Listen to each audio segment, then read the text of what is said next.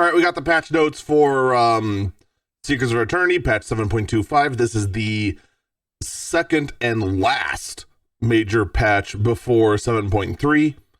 So there's a lot here, because this is going to include, well, the most part is pretty much just going to include Occult Crescent and a bunch of other little changes. That's pretty much all we expect here, to be perfectly honest. So I preferred to have gotten this last night, but unfortunately, the lodestone was under maintenance pretty much all night until I went to bed around 1 a.m., which is unfortunate because it actually looks like, when did all the pings come in to tell me wake up, everything's up and running? Oh, 3:41. Yeah, there's no way. There's no way. In any case, let's go over it. So first up, we got new quests. This is going to be in regards to Occult Crescent, the South Horn. We know there's only going to be two maps. It's going to be the South Horn, and I would assume the North Horn is what the... Anyway, we're not going to talk about how I thought this would get rid of whatever this is. We're not going to talk about that at all. So yeah, new side story for Occult Crescent is what everyone's going to be doing. This is going to start in Tuliolol. You're going to be looking for the Expedition Messenger, and you're going to get that show on the road. That takes place in the Phantom Village. The Phantom Village. The really, really creepy town in FF5. Alright, in any case, that's going to be all that. Next up is going to be the Phantom Weapons. This is going to be our Relic Weapons. That is also going to be in the Phantom Village. Also, Hildebrand continues Solution 9. Enjoy that. The Mamulja Hellhide Society quest. I still can't get over that, like, every single expansion, the name of what we're calling the Beast Tribe quest continues to change. First Beast Tribe quest, the Tribal quest, now Allied Societies. I think even before then they tried to call it like Myriad Societies quest, and then they got rid of it because it was too hard to say. I hope it just stays as Allied Society quest for a while at least. I don't want to go into 8.0 calling it something different, because I'm never going to stop making fun of it if they do that.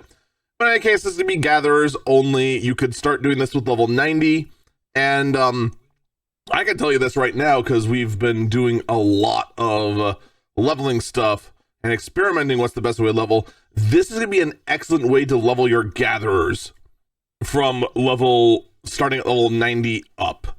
All right. If you're also trying to level your gatherers, Cosmic Exploration, it still exists. Go do it. It is incredibly efficient to level your gatherers, and it just gets better the longer you do it. That is going to start in... Oh, that's the name of the person. Duh. I'm like, wait a minute. Where the heck is Gotolja? That's going to be in Yaktel, wherever the heck that is. I suspect it to be in the middle of the Dark Forest. There's a couple of spots within the Dark Forest, the southern section of Yaktel, that I figured was going to be the area for the Mamulja Society quests. Although, granted, the entire town is so incomplete, it wouldn't surprise me at all if it actually was in town. There's too many areas that outside town that were, I don't know. Anyway, I mean, it's up now. You can go check. So, what do I know? But yeah, we got, 1, 2, 3, 4, 5, 6 quests to go along with the 7 reputation lengths. Whereas, like, the second to last one has no quests. Your standard Beast Tribe stuff. Wait, it actually is in town? Oh my god. It actually might be in town. Huh. Because there's the vendor that they're pointing out there. Anyway, housing. We have new housing items. Globe, a rock. This is going to be from Occult Crescent. I guarantee it. New orc rolls have been added. I guarantee it's from Occult Crescent. New triple triad cards have been added. Guarantee it's related to Occult Crescent. Entries for Occult Crescent have been added to the challenge log under field operations. No way. New emo haircuts have been added. Unironically, though, there are going to be people that are stoked to have this, because I know quite a few people that perform dark magic with their G poses. that intentionally try to give themselves bangs that cover their eyes because they like the aesthetic. So hey, you got it. New emotes been added. We have a dance of some kind. I don't know. All right, balance system. What do we got? Oh wait, these are actually PvE. Oh my god, we actually got things happening for the raiding scene. Ninja. I don't know what half these skills are, but in any case, Phantom, Kamati, whatever. Potency no longer reduced after the first enemy. There's no longer fall off. Hollow Nozuchi. Potency has been increased from 50 to 70. It couldn't have been. Which skills are these? Kunai's Bane, I'm pretty sure, replaced Sneak Attack. Potency was no longer reduced after the first enemy. Terry Jindo, I think that replaced Mug, but I'm not sure. Potency is no longer reduced after the first enemy. You know what? Where's the updated skills? Oh, okay, so Hollow Nozuichi is okay. That's the thing that comes off Doton. So you know, it is what it is. It's neat and useful. I haven't had a chance to use it yet, so because every time I swear, every time I've been leveling Ninja, the roulette's been putting me in like level 60 stuff. Kunai's Bane, I was right there. That was in fact that. It is now just straight up all enemies are dealt 600. Phantom Kamachi, same thing. That's the follow-up of Bushin, which you actually get right after Bushin now. Interesting. And Terry Jindo. Oh, that's her level 100. Okay. What was the last one? Okay, that actually was it. All right. So I don't even need to go ahead and look at the further explanations. I can tell you exactly what these all are because I'm already like glancing down and just seeing. It is all about adjusting potency fall offs. You know what it's about? It's about getting everyone off f***ing ads. PF has been stuck on M6S in the ads phase for way too long, and certain jobs just suck at it. And you can see it from Bard. Pitch Perfect. Your fall off has been reduced, so it's going to do more damage to more enemies. Shadow Bite and Barrage has had their potency increased to increased by 20. Blast Arrow, fall off reduced by 10%. Resonant Arrow, fall off reduced by 5%. Radiant Encore, fall off reduced by 5%. So yeah, Bard's a little better at AoEing. Good. Machinist, you need Machinist. This is helpful. This is good, but you're still being flipped off. You need so much more than this. You and I, Machinists, we both know this. I'm a red mage guy, all right? But I can look at your skills and say this is not enough to save Machinist. Machinist needs more helps than this. But fall off reduced by 10% for Ricochet. That's great. Double check or it's just Ricochet. Oh yeah, Gauze Round didn't have anything, did it? Ricochet is just, by the way, the upgrade version of either Checkmate or Double Check. I can't remember which was the upgrade from Gauze Round and which one was the upgrade from Ricochet. It doesn't matter because once you got the upgrade, they both basically just became Ricochet, so who cares? It's just that you now have more cooldown to it. But anyway, so 10% more damage on the AoE on Checkmate and Double Check, which you're going to be doing all the freaking time. Big upgrade there for AoEing. Chainsaw, 15% more, 50% more damage, basically. Well, not exactly, but the fall off's been reduced. You got more damage there on Chainsaw on your splashes. Excavator, same thing.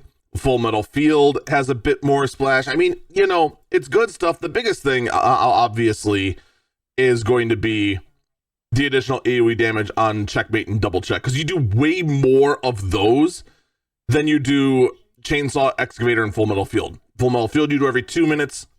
Chainsaw and Excavator you're doing every minute. Double Check and Checkmate you're doing as often as you freaking can, and hopefully at least one every 5 seconds.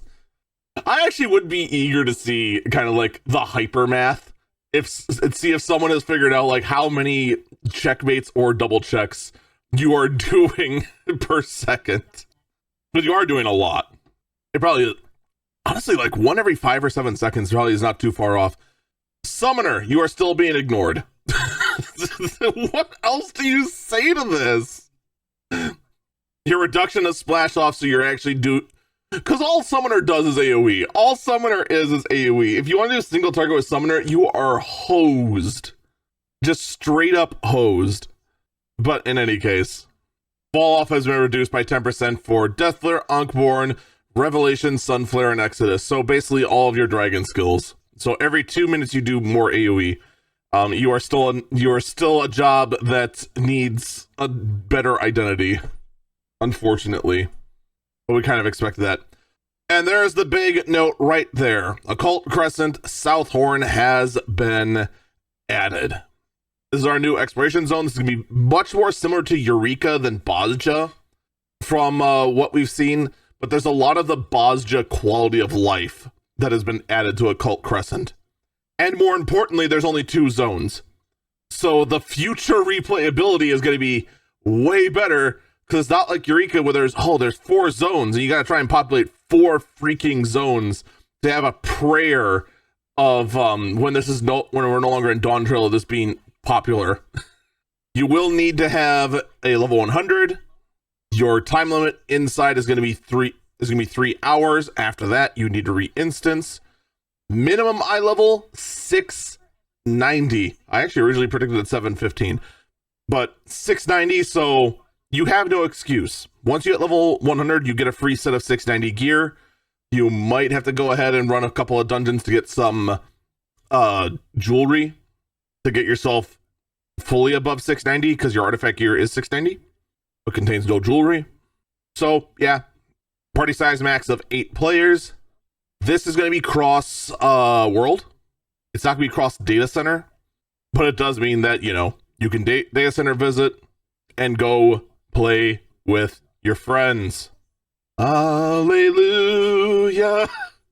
That was the biggest problem with trying to get communities to go ahead and do like gatherings in Cosmic Exploration, because they went in and hard locked it as they could to your specific world only. Seriously though, the next time you do a crafting and gathering kind of Cosmic Explo sort of thing, like, I don't expect it anymore for Dawn Trail. Like, you've coded your base, you're just going to add new areas to it, and that's going to be that. I don't expect anything more for that. I just expect for 8.2, whenever the heck we get that, please let us go and world visit. Please. Like, fine, go ahead and put a debuff on us that just says, yeah, any actions you take will not contribute to your EXP or anything, or it won't contribute to progress or anything like that. Like, fine, whatever. Just let us go see our friends. In any case, players must first complete the quest Phantom Village. Players can enter the Occult Crescent by speaking to Jeffrey in the Phantom Village. If entering as a party, leader must speak with Jeffrey. Players are free to ride mounts at any time while entering Occult Crescent, but they cannot fly. I'm not too surprised there. While on the Occult Crescent, the action return will be replaced by Occult Return. So we kind of saw this in Cosmic Explo, where Sprint for Hand and Land got replaced by Cosmic Sprint, which just gave you indefinite sprint, because they didn't let us mount in Cosmic Exploration, which I'm a little salty about, but considering the amount of people that are all in one instance together, I get it. When you've got like 400, 500 people all in the same area trying to complete the same mega fate, you don't want someone to go ahead and spawn a whale and make it so you can't see anything. So I get what they were going for. I'm still a little salty about it, even though I totally get it. You can in fact change jobs between your war and magic jobs as long as they're level 100. However, you cannot change jobs when in combat or under other certain conditions. No real surprise there. Other certain conditions might be when you're in, say, something like whatever the equivalent of CLL will be here, which I expect is going to be Fork Tower, etc., etc., etc. Progress in the Occult Crescent is measured by a separate leveling system. We expect this to be both the job level and the knowledge level. Oh, that's right here. Maybe instead of just tapping into my knowledge of the live letters, I should just read. That might be a thought. It's still early. Players can gain knowledge akin to experience points by completing quests and defeating enemies that inhabit the Isle. This is the leveling system. Knowledge level is the leveling system specific to Occult Crescent. Your knowledge level can be increased by accumulating sufficient knowledge. Engaging foes with a knowledge higher than your own will reduce damage dealt and increase damage received, but garner more knowledge upon victory. Current knowledge is displayed via Occult Crescent HUD and the experience bar. So you can see right here, this is going to be your HUD. Your EXP is going to be right here. So 84 out of 100, and that's be your level. All right. We also have your Phantom Job level right here. And I assume this is going to be experience needed to advance it and experience there. I expect these levels to be very small. I expect this to be like, I'm going to guess at this stage, 20. That's my guess. In fact, yeah, you can already start seeing the scaling. 100 required there. Level 2, 600. Incapacitation penalty, unfortunately, just like Eureka, if your knowledge is above level 5, falling in battle on Occult Crescent can incur a penalty. If you are incapacitated and return to base camp without being revived, or if you should leave the instance while incapacitated, you will lose a portion of your knowledge. You will get a lobotomy. They will take a hatchet to your brain. Should your knowledge fall below 0, your knowledge level will also decrease. So you can, in fact, level down. The worst feature of FF11 is back, baby. Why? I don't know. It just is. LOL. You would have thought they would have kept the not that, because we liked it not being that in Bosja, but man, you showed you. So if you don't know, if you die, you should 100% in the shout or yell chat yell out your position and say, please, need a res. It is not uncommon at all for veteran players to be on a job that can res, or probably in this case, have a phantom job on standby that can res and help people out, because you will lose like 20% of your bar. No joke. I don't know exactly how much it's going to be. I just assume it's going to be like 15, 20%. Like, the penalties in Eureka were massive. EXP chains. Under certain conditions, consecutively defeating enemies within a set time period will yield bonus knowledge, phantom experience, and rewards accrued. The bonus yielded increases incrementally until chain 30. This is just like Eureka, beyond which the bonus is capped. I hope it means that actually just stays there, because Eureka would do this thing that once you reach chain 30, it would reset, which was aggravating. EXP chains occur when defeating enemies whose knowledge level exceeds your own, so they have to be at least one. Oh, nope, 2 higher. The exact thresholds will change depending on your party size. I don't know if that's the case in Eureka. During solo play, the threshold will be based on your own knowledge level, while in a balanced party, the threshold is based on the party's average level. The exact thresholds are as follows. Solo needs to be 2 higher. 2 players needs to be 3. 3 or 4 needs to be 4 or 5. 5 or 6, 6 or 7. Basically, it needs to be, what? 1 higher than the number of players you have. So if you're just 1, 1 plus 1 is 2. Enemies that generate experience chain upon defeat will be indicated by this icon. So that is nice to know. Phantom jobs are supplemental jobs. Shush you, phone. Phantom jobs are supplemental jobs that can be acquired in addition to your main jobs. Selecting Phantom job will grant you access to specific Phantom actions. As you progress through the quest of Occult Crescent Southhorn, you will gain access to different Phantom jobs. Further Phantom jobs can be acquired using items called Soul Shards. These crystalline objects, by the way, that is definitely a FF5 restaurant. Anyway, these crystalline objects can be purchased from a vendor on the Isle or found in critical encounters. So you can't actually just straight up buy some jobs, but other ones you have to encounter from other things. Outside of combat and specific conditions, Phantom jobs can be changed at any time by selecting Phantom job details in the Occult Crescent HUD and selecting the change job, then choosing the desired job from the Phantom job portrait window. Man, we are not showing anything here, huh? Phantom job progression is governed by your job level. So we have 2 level bars to manage in Occult Crescent. Defeating enemies and completing encounters on the isle will gather phantom experience, etc., etc. Acquiring sufficient phantom experience will increase your phantom job level, unlocking new phantom actions and phantom traits in the process. Upon reaching a phantom job's maximum level, you receive the Phantom Mastery status, which grants increased damage and other helpful effects.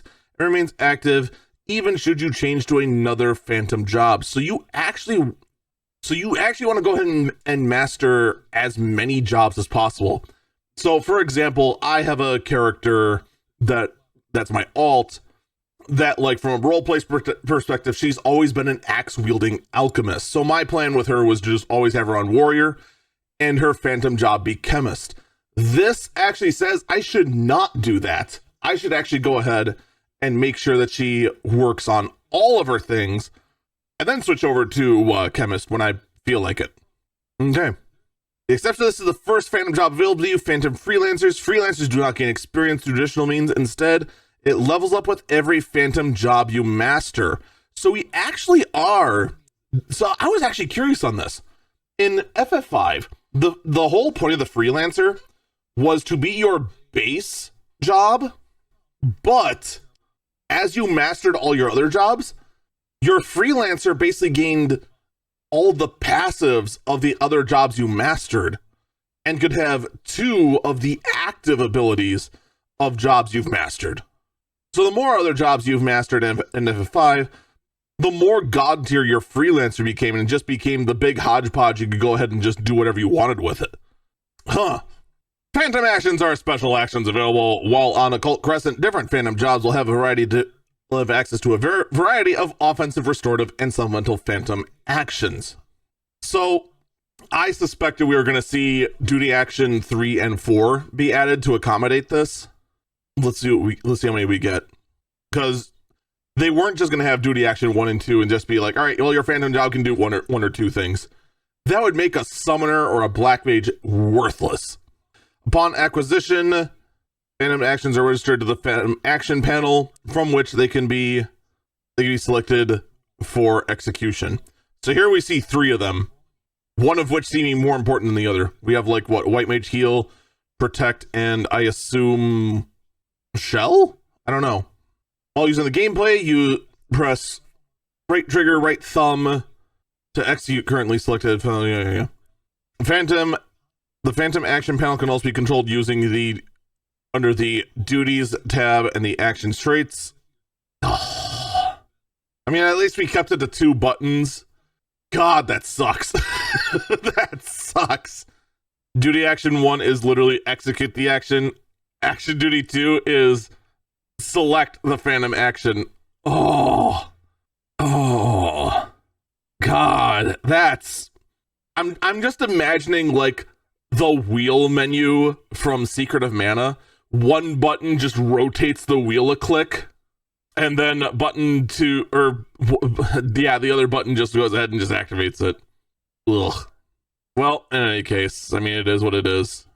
Volume settings are also accessible in there's some settings there. Phantom action rotation, whether it's clockwise or counterclockwise. Okay. Reset after execution. When enabled, resets the phantom action panel after executing abilities.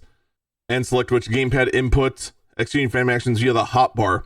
Phantom actions can be executed via the hotbar. Like other actions, to do so, simply restore I'm sorry, what? How many of them are there? So it looks like you can have up to 5 phantom actions, and if you choose so, you can just go ahead and have them on your bar. I don't know if it's gonna be worth it though, because, well, I mean, it gets around my gripe of going click, click, click, click, click. You can go ahead and just have 1, 2, 3, 4, 5. Huh. Okay. I guess my gripe was addressed by scrolling down. Excuse me. In any case, encounters on the Occult Crescent, we're going to see fates. They're fates. Critical encounters, they're bigger fates. But they're going to be locked into who gets there first. Just like the frick, what were they called in? Oh wait, they were called critical encounters in Baja too, weren't they? The only difference is the critical encounters here, you have to run to. You cannot just teleport to them. So it's going to require you to actually be out in the field. You could say that sucks. I'd say it actually does provide life to the environment. Because let me tell you, if there's one thing Cosmic Exploration taught me, it's the fact that having more people out there makes really boring tasks really give you that alive MMO feel again. Because even though like mega fates in Cosmic Exploration were just running back and forth, just seeing like hundreds of people doing that with you, and just the chat going by with words of encouragement and complaining, God, that brought a smile to my face, and it shouldn't have. So seeing people out there again, that's gonna do wonders for you, let me tell you. Or just me, and I'm weird. One of the two. Okay. To participate, you must go to the indicator on the map, before the battle begins, and remain in the designated area. Forked Tower. Alright. Forked Tower is the greatest challenge to be found in Occult Crescent. Accessible upon reaching knowledge level 20 or greater. You may work together with up to 40 additional players to overcome powerful foes and tricky battle mechanics. Forked Tower may be unlocked by completing certain quests available in Occult Crescent. Entering Forked Tower. This is going to be the big things. A lot of people are wondering if it's going to be like CLL or is it going to be like DRS. Players must offer Cygwin ciphers at the whatever the heck that is. So there's a key that must be gotten. So we're already more CLL-like. Ciphers can be purchased from a member of the expedition via currency exclusive to Occult Crescent. The quantity of ciphers in your possession is displayed in the Occult Crescent HUD.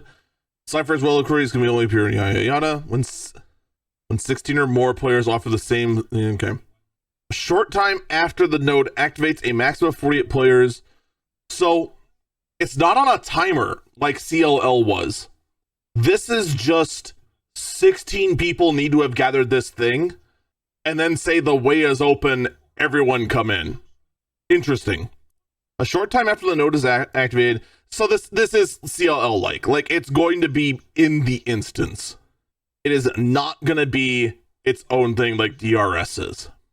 Short time after the node is activated, a maximum of 48 players who offer the Sanguine ciphers will receive the right of entry. The Fork Tower status, granting them clearance to enter the Fork Tower. If more than 48 players offer ciphers, those who invest a greater number will have a higher chance of being selected for entry.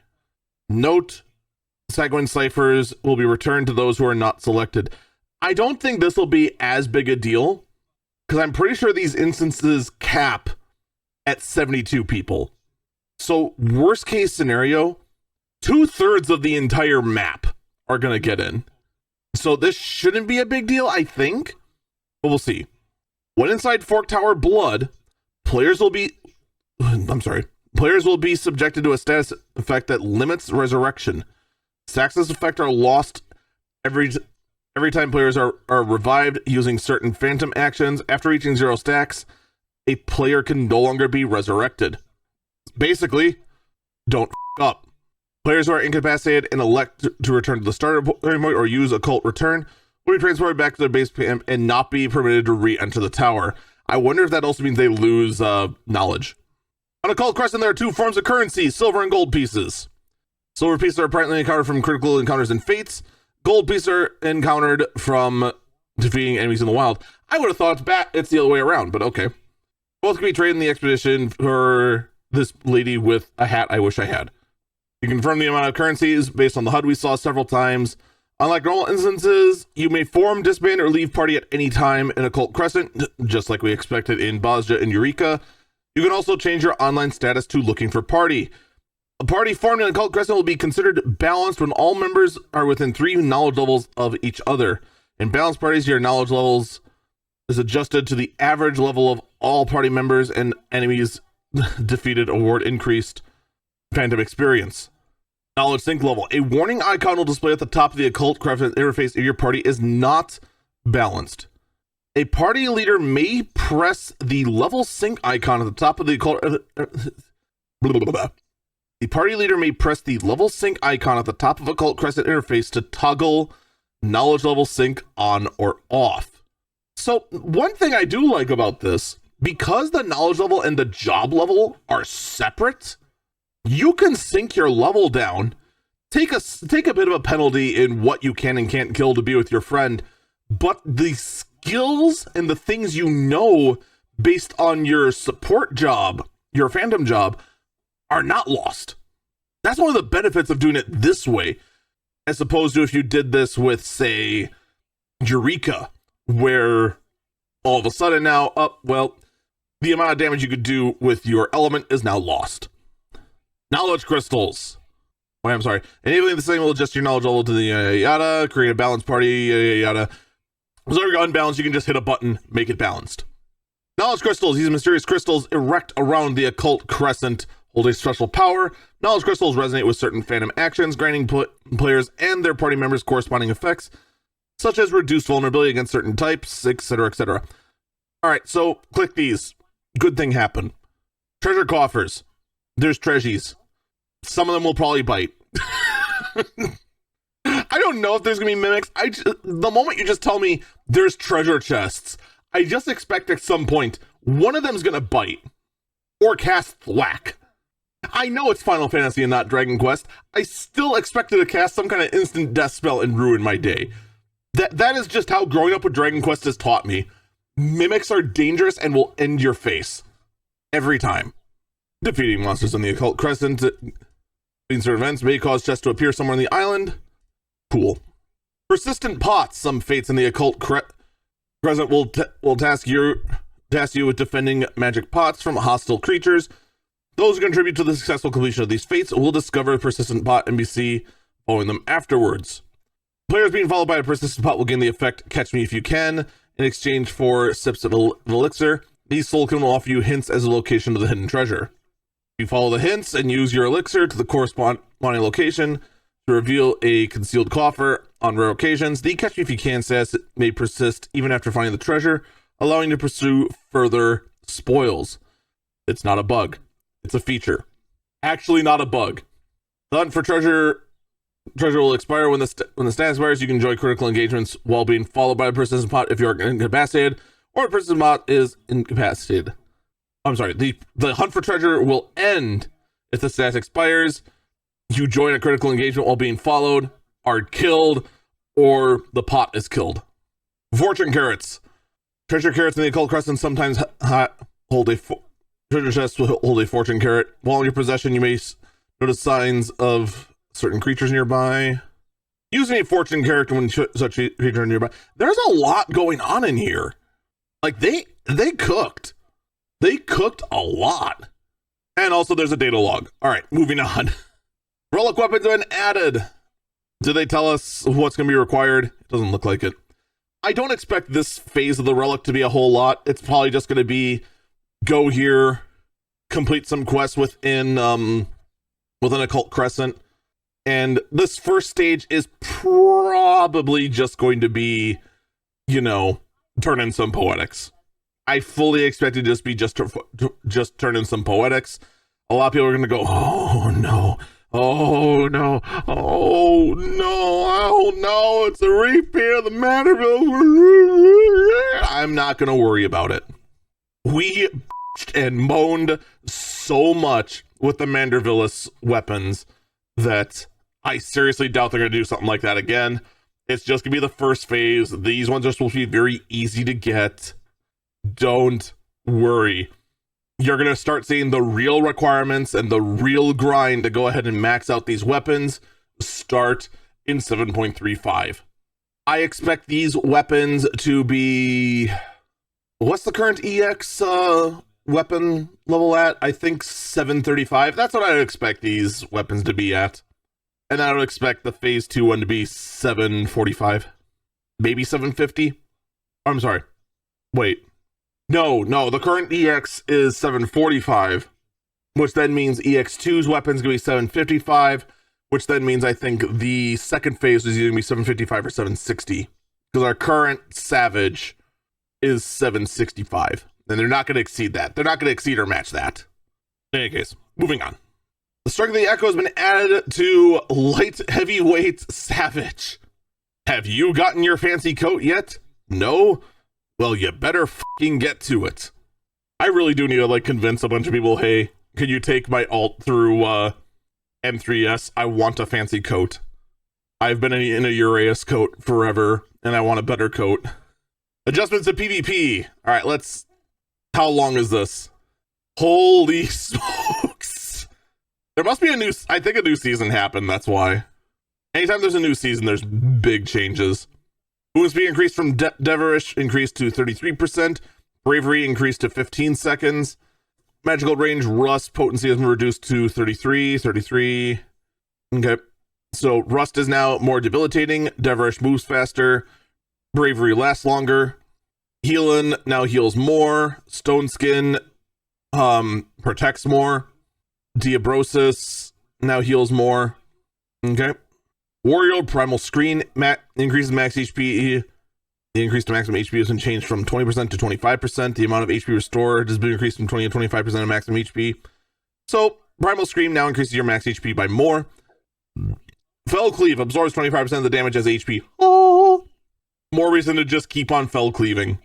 Fell Cleave and Bloodwetting. It's good stuff. Dark Knight's Eventide has been buffed by 2,000 to 4,000. Neat.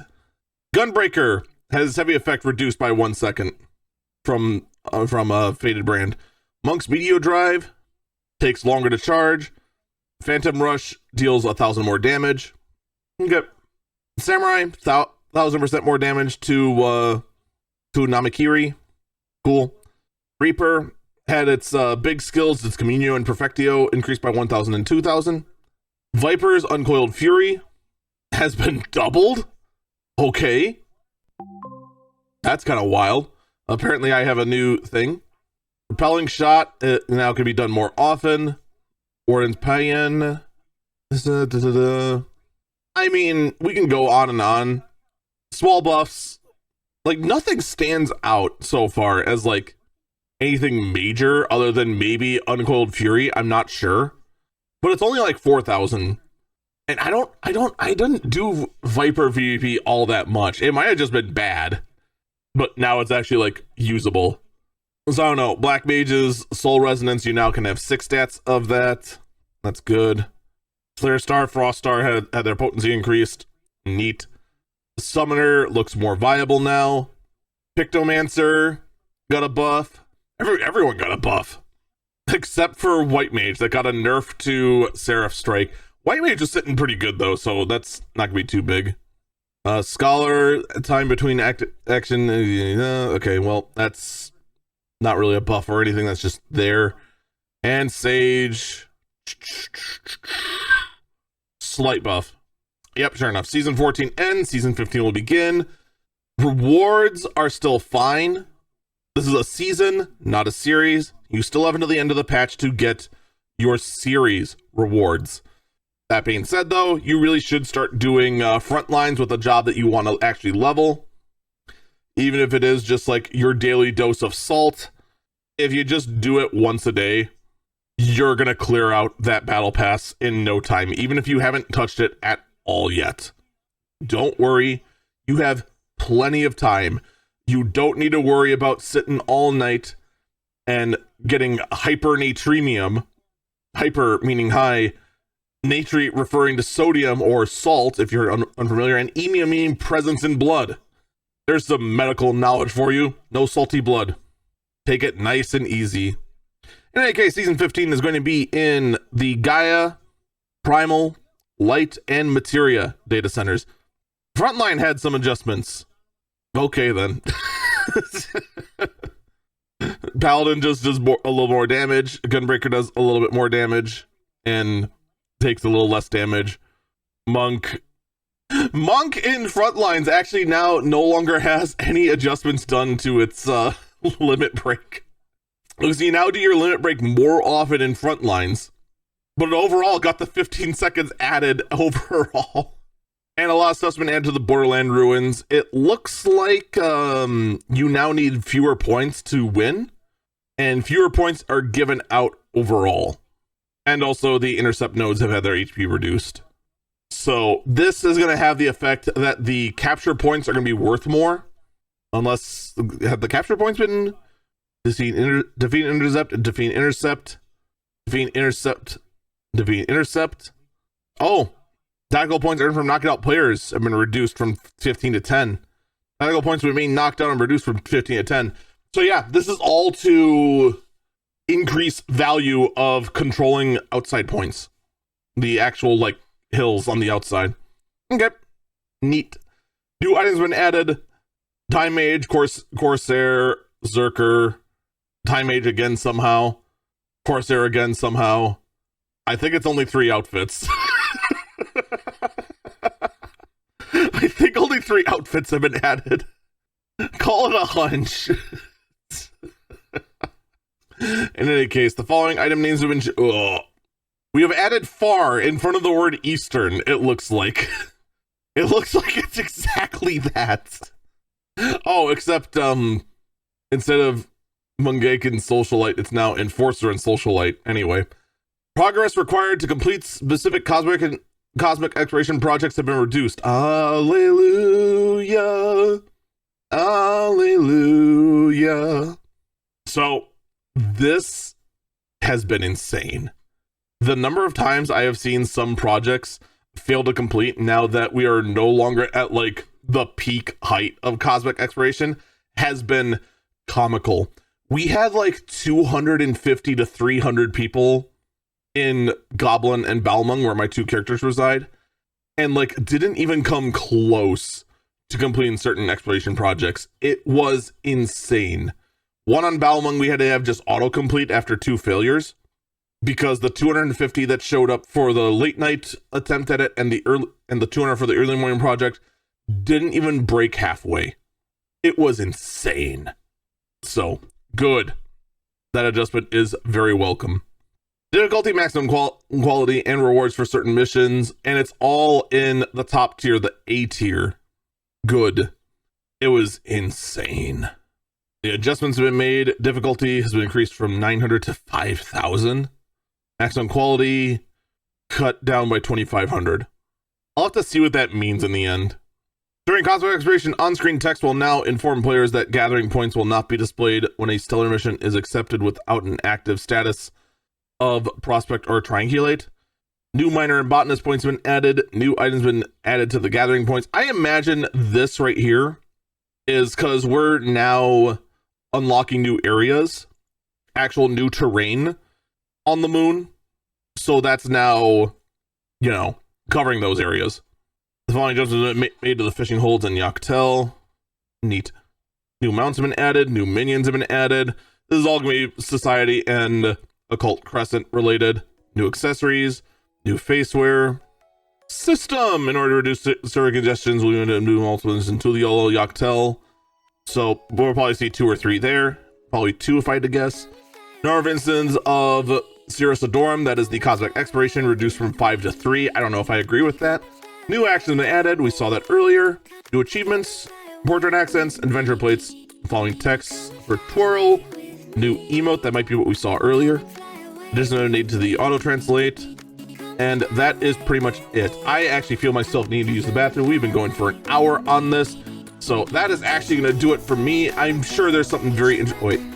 Issue and entering fork. You know what? It doesn't matter. All right. That's going to do it for me. I got to go and get this to the editing table, get this out, and then go actually get to work. Take care.